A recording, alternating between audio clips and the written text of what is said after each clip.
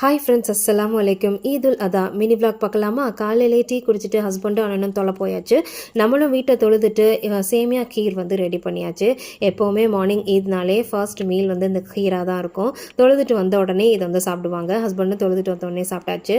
Next பிரேக்ஃபாஸ்ட்டுக்கு mutton எலும்பு வந்து காலையில் வாங்கிட்டு வந்திருந்தாங்க. ஸோ அது போட்டு மட்டன் எலும்பு குழம்பு அண்ட் இன்னும் கொஞ்சம் மட்டன் எலும்பு இருந்தது. அதை வச்சு நம்ம வந்து பிரியாணிக்கு வந்து மட்டன் எலும்பு போட்ட தால்ச்சா வந்து இன்னொரு பக்கம் வந்து ரெடி பண்ணியாச்சு. அதுக்குமே எல்லாமே வந்து இன்க்ரீடியன்ஸ் எல்லாம் போட்டு அது ஒரு பக்கம் ரெடி ஆகிடுச்சு. இப்போ நம்மளோட எலும்பு குழம்பு நல்லா சூடாக குதிச்சிட்ருக்கு. அதுக்கு இப்போ நம்ம சப்பாத்தி, எப்போவுமே பக்ரீத் அன்னைக்கு மார்னிங் இந்த மாதிரி சப்பாத்தி இல்லை மட்டன் எலும்பு குழம்பு இப்படி தான் இருக்கும். அப்படி இல்லைனா அதுக்கு ஆல்டர்னேட்டிவாக இட்லி மட்டன் எலும்பு குழம்பு இப்படி தான் இருக்கும். இது ரெண்டு தான் இருக்கும். ஜைனும் காலையிலே வந்து எந்திரிச்சிட்டு அவனையும் குளிச்சுட்டு புது ட்ரெஸ்லாம் போட்டுட்டு அவன் டேடி கூட உட்காந்து நல்லா கொஞ்சம் நேரம் நல்லா விளாண்டுட்டு இருந்தான்.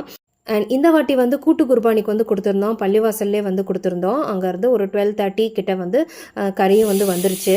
அண்ட் அது கறி வந்ததுக்கப்புறமா குக்கரில் கறி, இஞ்சி பூண்டு பேஸ்ட்டு, மஞ்சப்பொடி, உப்பு இதெல்லாம் போட்டு வேக வச்சாச்சு. அண்ட் பிரியாணிக்கும் மசாலா அரைக்கிறதுக்கு எல்லாமே ரெடி பண்ணி வச்சாச்சு. பல்லாரியும் வந்து கட் பண்ணி எடுத்து வச்சாச்சு.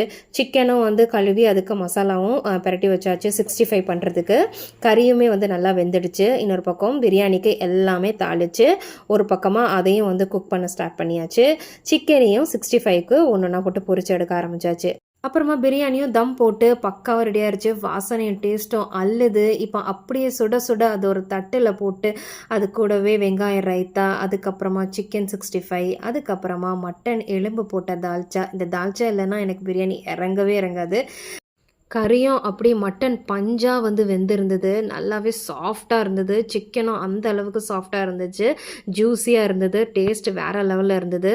அண்ட் ஸ்வீட்டுக்கு இன்றைக்கி பழாப்பழம் ஐஸ்கிரீம் வந்து பண்ணியிருந்தேன். அண்ட் பிரியாணி சாப்பிட்டுட்டு இந்த ஐஸ்கிரீம் வச்சு சாப்பிட்டு அல்ஹம்துலில்லாஹ் எங்களோட பக்ரீத் லஞ்ச் இப்படி தான் இருந்தது. அப்படியே சாப்பிட்டுட்டு ஒரு தூக்கம் தூங்கி எழுந்திரிச்சிட்டு சாயங்காலமாக இந்த மாதிரி ட்ரெஸ்அப் பண்ணிவிட்டு மேலே வந்து ஃபோட்டோஷூட் எடுக்கலான்னு வந்து மேலே வந்திருந்தோம். ஏன்னா காலையிலேருந்து யாருமே வந்து அந்தளவுக்கு ட்ரெஸ்அப்லாம் பண்ணிட்டு இல்லை. பிரியாணி பொங்குறதுல அவ்வளோ பிஸி ஆகிட்டோம். அண்ட் கொஞ்சம் ஃபோட்டோஸை வந்து நான் அதில் அட்டாச் பண்ணியிருக்கேன். கண்டிப்பாக பிடிச்சிருந்தா லைக் பண்ணுங்கள். பாய்.